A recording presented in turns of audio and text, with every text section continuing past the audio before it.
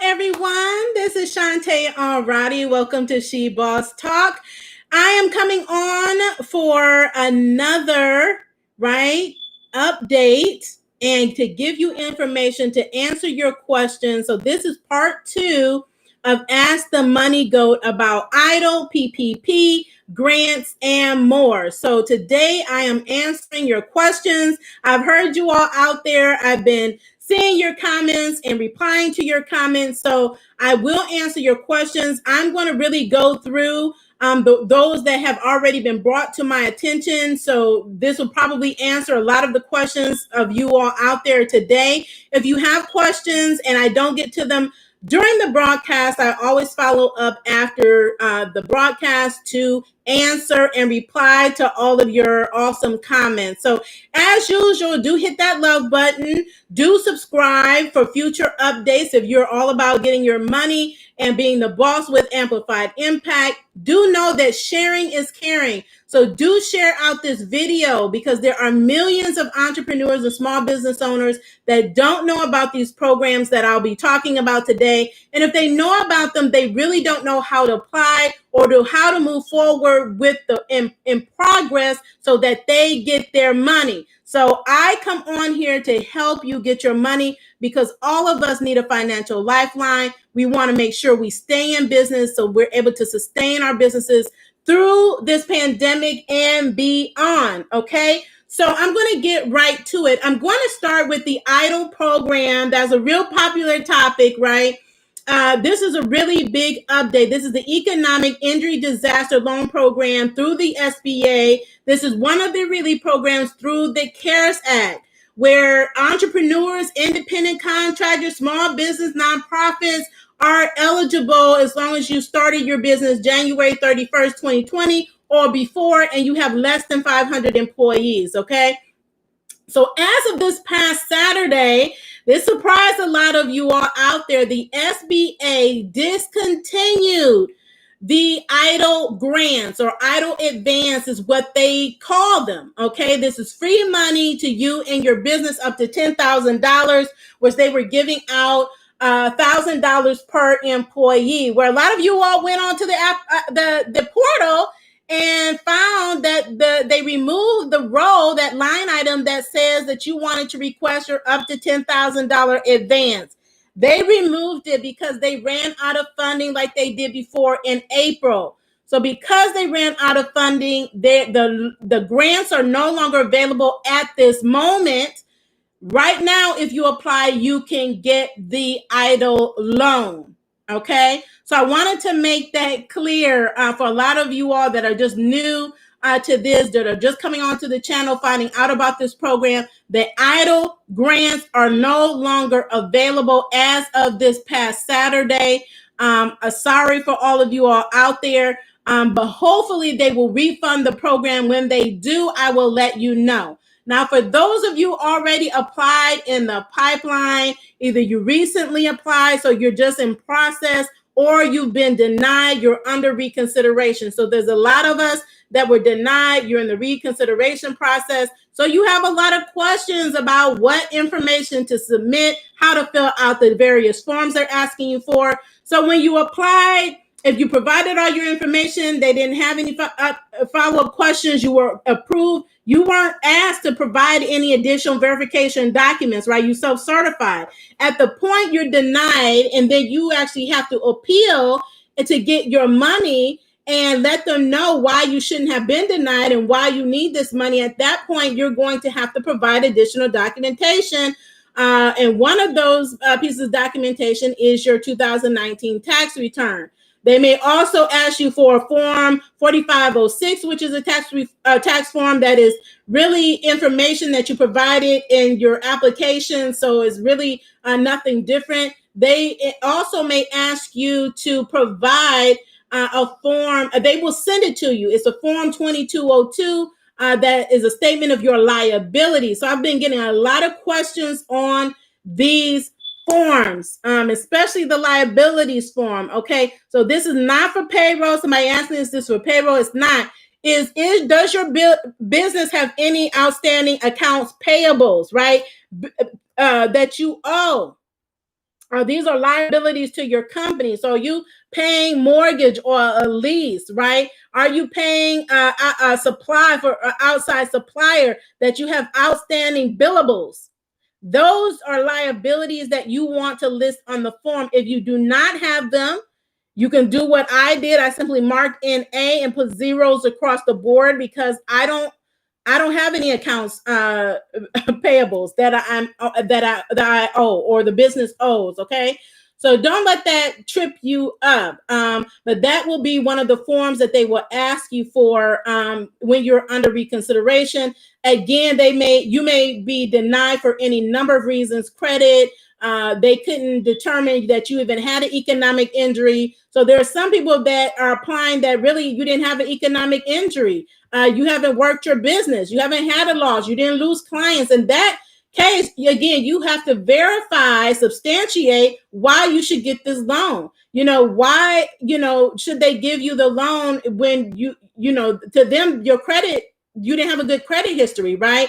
It may be as simple as just providing some additional verifications or telling your story about your situation. So if you went through a bankruptcy, what happened, explaining that, making sure it's discharged. If it's discharged, they will ask you for follow-up documentation. If it's a credit score issue, right, it may not just be the score. There may be some additional factors like a bankruptcy, like a foreclosure, or some other matter that caused you to be denied. It is not just your score. And if it's your score, if your score went up, let them know. If it did not, just let them know that you believe that your score is acceptable. It's not a bad score, and what you're doing, how your business has been impacted, and that you need the funding, right, to get more clients, to sustain your business, to keep your doors open. So keep it short and to the point and address the denial. So you don't need a long dissertation when you're requesting reconsideration. If you did not get your grant, you weren't denied the grant because you were denied the loan. There's two reasons that you would not have received the grant. Number one, when you apply, you did not check the box saying that you were requesting the grant. Or number two, you did check the box, and for some reason, the SBA cannot verify your account. So I know some of you said that you're using Cash Apps and some other types of, look, I always recommend get a bank account. Chime, you can get set up, I think, in minutes. I mean, it didn't take long to get an account set up. Get a bank account that has routing numbers, that has real account numbers, that it can accept deposits and wire transfers. This is going to set you up for success and prevent delays in you getting your money. If anything is off with the account numbers, is going to delay you getting your money because they can't verify it. If you applied under your personal name, your bank account must match that name. If you applied under your business name, the account that you put on your application for the deposit to go to must match your business name, or else it's going to delay it and no action will be taken until you correct it and they can actually verify your account. So just have patience, follow the process through, update your information. If you need to, give it time, give it at least a week for them to process it. You're dealing with the government, right? But if it goes on and on, like I've been in this for over 100 days, if you just applied in July or June, have some patience and follow the process through, okay? If you are someone like me that you've been waiting, you've gone through all the steps and you still haven't gotten your money, because I'm still waiting on my grant and my loan, you have to use your voice, right? There's actions you can take even beyond the SBA. So I filed the reconsideration. I've escalated my case. I've emailed, I've called, but guess what else I did? I contacted my state representatives. Okay. And I emailed them and I called them, and they sent me a release form that gives them the ability to reach out to the SBA to expedite my case on my behalf. Okay. And shout out to the lady on my other video who came back with the testimonial. She's in a similar situation as I did. She contacted her rep the next day. The portal was open to fund her. And she was so grateful. because she was so devastated and concerned that she has a salon that she was going to have to close her doors. But she did not give up, and nor should you. Take it to your congressmen and women. That's what I did. And I sent her the release form. She got it and she expedited it. So I'm looking forward to report to you all in the upcoming days when I have my grant and I have my loan funded. That will be an exciting day. We will be celebrating here on my YouTube channel and across all of my networks when that happens, because I have really been patient with the SBA concerning my grant and loan, but you are entitled to it.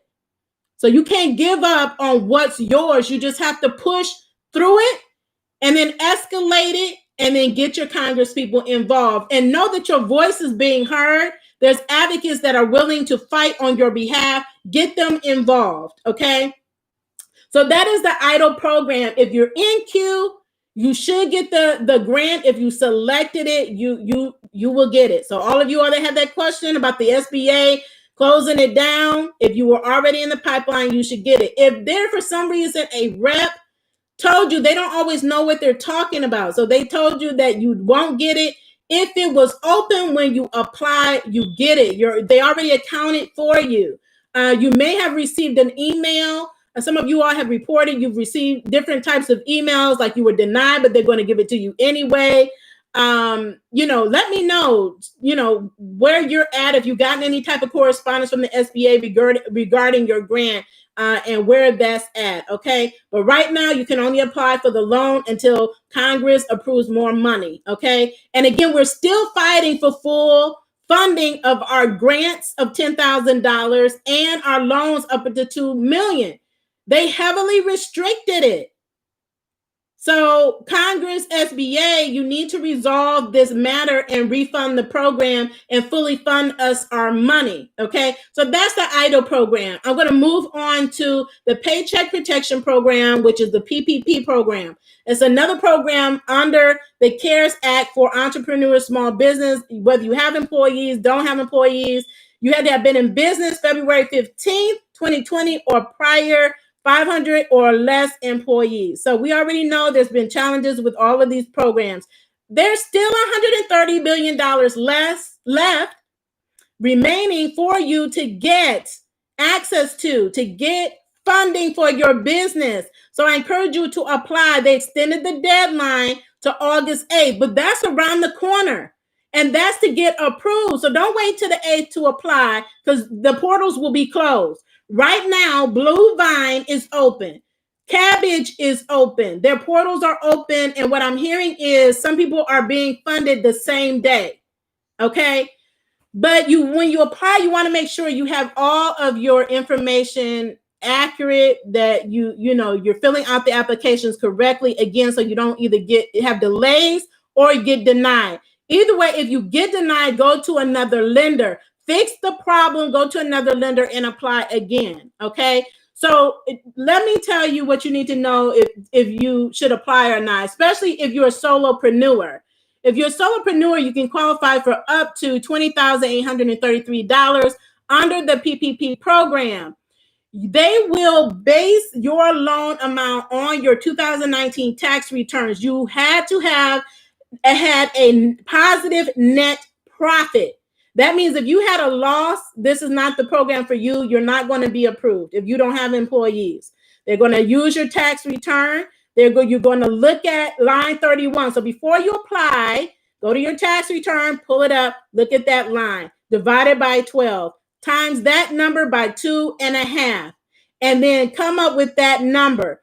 If it is like $5,000 or more, I would say go ahead and apply, because this is the forgivable loan program. You have an opportunity to have 100% of this loan forgiven.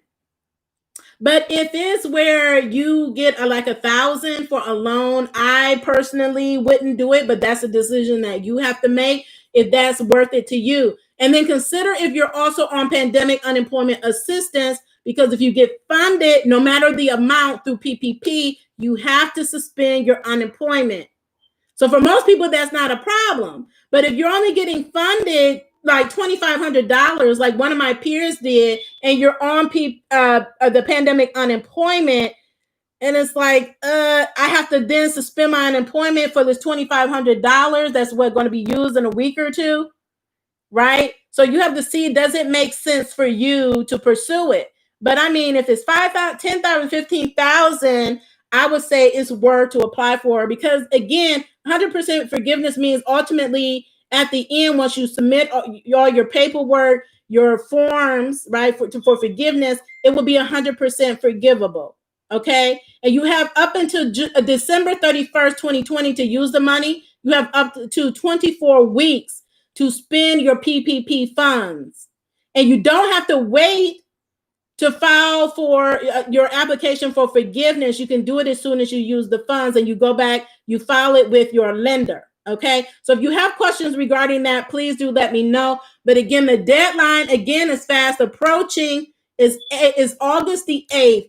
Apply now if you're interested. Let your peers and your friends know who need to know about this program, that it is available. There's $130 billion left right now. One thing I want to say about both of these programs, people are asking me about reapplying. If you're in process, do not reapply. You're going to delay, right? You can only apply once for one business. Now, if you have multiple legitimate business, everything totally separate registration, separate EIN, separate bank account, you can submit more than one application for both of these programs. Know that if you're applying for EIDL and you're trying to do that, it's going to delay the process. Wait till you've gotten funded for one business to apply for another business, because it's going to delay it, because everything is tied to you and your Social Security number. And if anything gets confused and they think you're submitting multiple businesses and it's supposed to be one, and I know you all have experienced that because they did it to me twice. Everything has to be separate. If it's not, they're going to decline it and say you're trying to submit multiple businesses and you should only have one application. Okay? That's a big one. So for all of you all out there, that's going to delay your process. Get funded, then apply for the other business if you have a legitimate business. Okay? So that is EIDL and PPP. I wanted really to mention the Pandemic Unemployment Assistance Program for all of you that are out there who may need it, that is available to you. It's another federal program. It's administered by your state. So you have to go through your state unemployment office.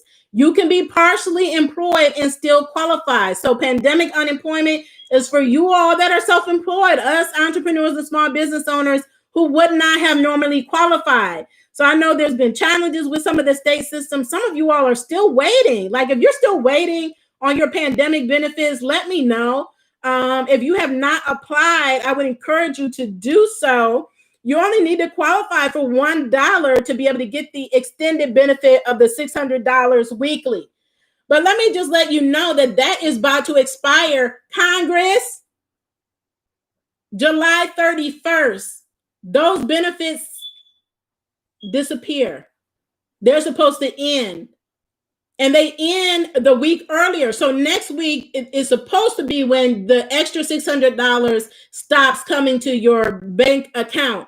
That is going to be devastating to all of the American people that are currently getting unemployment. So again, you have to hold the men and women that are in office accountable, because they're delaying us getting access to our benefits and sustaining our families and sustaining our businesses.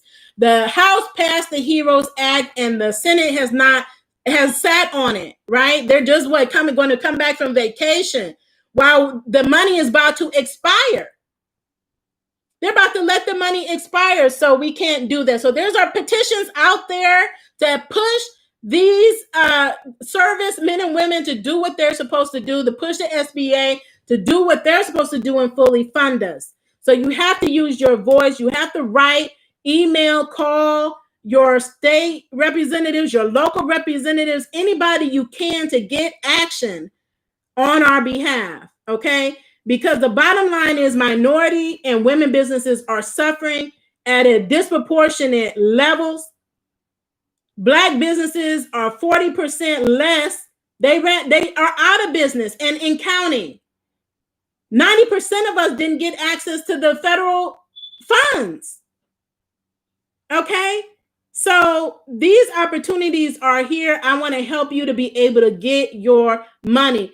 Go contact your state office about pandemic unemployment assistance. Okay? Unemployment assistance, contact your state for that. Every state is different in their eligibility, the requirements, and how much that they fund under the program. Okay? So that is that. Now, I want to talk about grant opportunities. So it's so important that you get your business where it needs to be structurally. This includes independent contractors. Understand you have a business. In the eyes of the law, the IRS, that you have a business, but you have to legitimize it, right? You really have to take steps to position your business so that you can qualify and apply for funding opportunities that are out here, grants that are out here available to us, right? So I would encourage you to do that. That means filing your taxes, making sure you're accounting for your business, getting your EIN number, getting registered with your state, legally register your business, right? Legally register your business. Look at some of the applications that we have here on our channel. I always talk about the grant and across our social media. And look at what some of the eligibility requirements, they're asking for some of the same things all the time. So you can create your own checklist and just follow that checklist and check it off. Yes, I got my EIN. Yes, I registered with the state. I have my taxes right. Yes, I have my accounting system. I have all my financial records. Because anytime you're applying for money and you want people to invest in your business, you become an open book. Your business is an open book. So know that you can't be private and not transparent and expect for people to give you thousands of dollars. It just does not happen that way.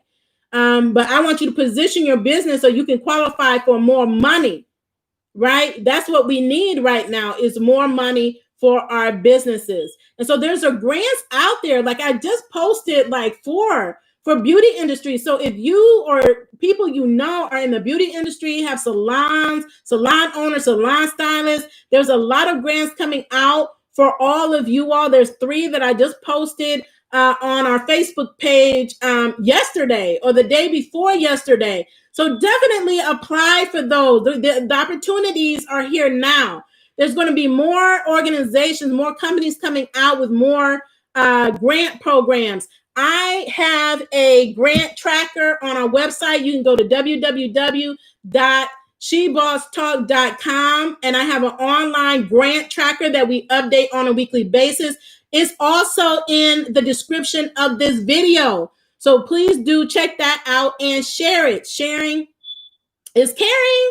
Sharing is caring. And so if you want one place that you can go to see what the new grants that are popping up, go there. Now, I will say as far as state, local grants, city, county, state, I list state grants out there, but there's so many, I can't list them all. I can't talk about them all. So what I tell you, may Google your friend, Google grants, relief programs in your city, your county, your state. Just put those terms in because they're popping up every single day. Michigan has a big one. I'm in Ohio, right? They have one. Pennsylvania have one. Alabama just came out with the big one, like $100 million grant programs. And they have specific amounts allocated for minority and women businesses, but you can't get it if you don't apply, and you can't get it if you don't meet the eligibility requirements. Okay. And so we've noticed that there are some challenges with some of these grant programs. I'm going to be going live with the panel to talk about it next week. So do stay tuned. There's going to be some actions we're going to ask you all to take because we've had to take some of this to Twitter. We've had to email some folks. We had to go to the media because of discriminatory practices, unfair practices when it comes to some of these programs that is still keeping money from minority and women businesses, right? So you can't have a program and be changing eligibility requirements in the middle when you've already awarded grants and told people that they've been selected and then tell them that they're denied because they didn't meet some eligibility you never communicated in the first place. That is not fair. That is not just. That is not operating with integrity. So we've had to take people, hold people accountable for it. And so as I put out the grants, most of my peers apply. So it's a lot of us in the same boat, still, have grant opportunities that are pending. We're in the pipeline trying to figure out what's going on. What's the holdup when we've already been selected? So you have to use your voice. You have to hold decision makers accountable at all levels. You have to speak up for yourself and advocate for yourself.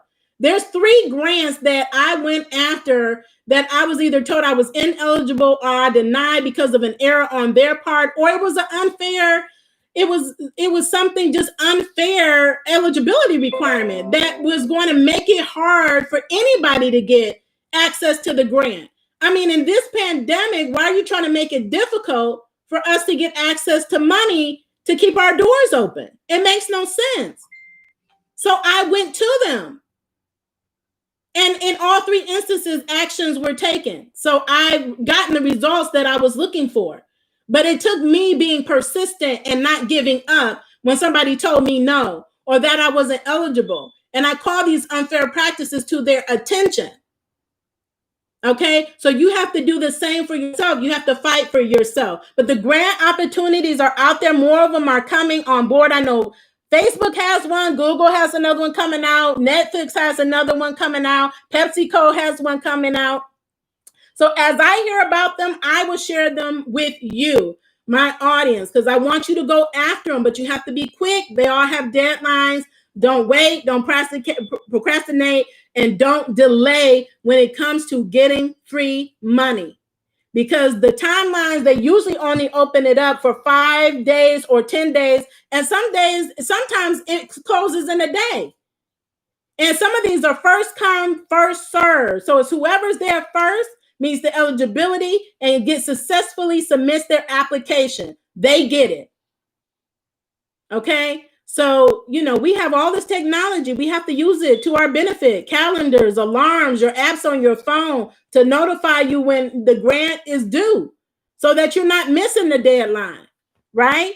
And then if you get to the next step, which some of you all have done, and then you don't submit that, you can't get past the second step because you don't have your financial records. You don't have your tax return.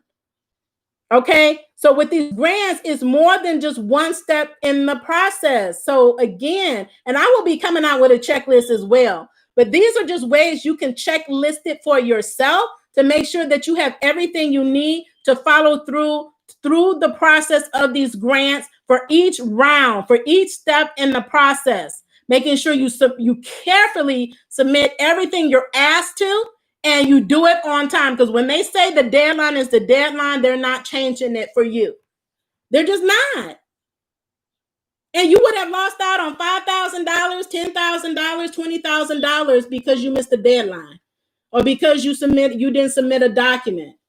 Don't do it, right? Let's get our business in order so that we can move forward and get our money. Let's take action, right? Do your part. And then hold the leaders accountable for doing their part, right? When we're working together, then we can do this. We can save our businesses, right?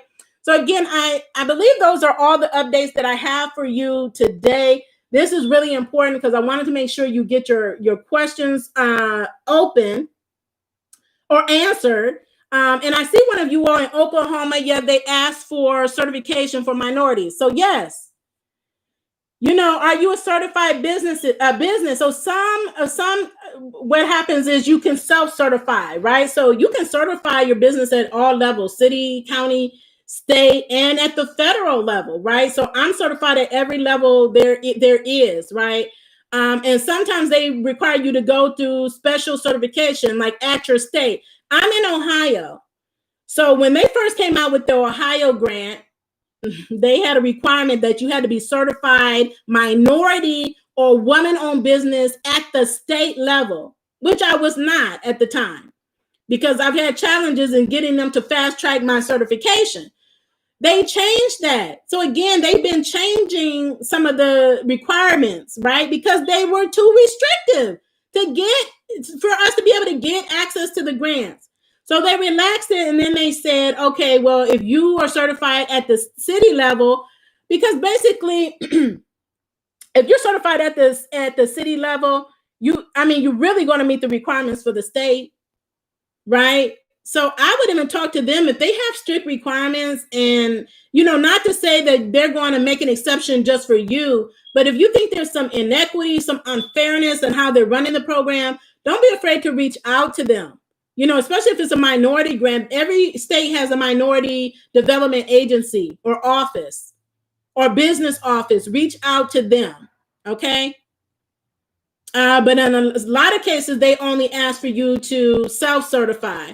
But then that can be a problem because when I submitted, I think for a couple grants, they ask for certification, especially if you're applying to a minority-specific or woman-specific grant. They will ask you because, believe it or not, there's businesses out here try to fake like they're minority and women, and then they take the money from us, and they take contracts and other things from us. That is not right. So what they will ask you to do is submit some type of verification that you are actually a minority business. That means you have to be majority minority. That means 51% ownership and operating everyday activities in your business. So you have to be able to verify that with some level of certification. Yeah, they may ask you for your birth certificate or pass. I have a passport. If you don't have a passport, get a passport. They last for 10 years. So yeah, I give them my passport information or my ID. Usually that suffices, but they will ask you for all types of information. Yeah.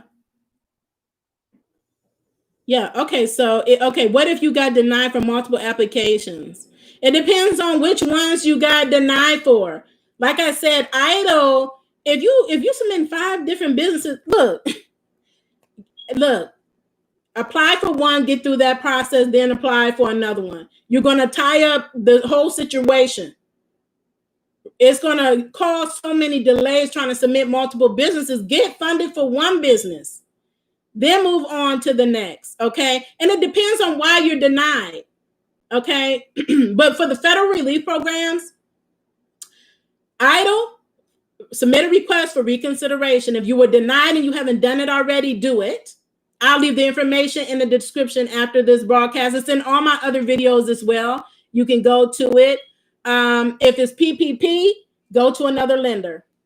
I told you Blue Vine and Cabbage.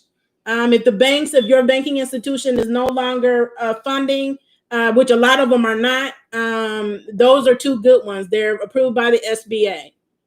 Okay.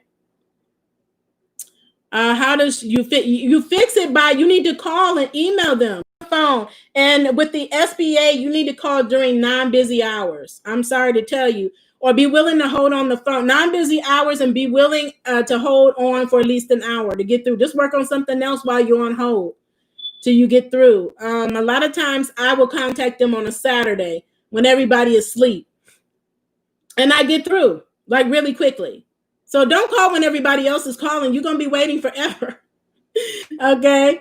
Do I know of notary of notary publics? Is that what I'm a notary, if that's what you're asking.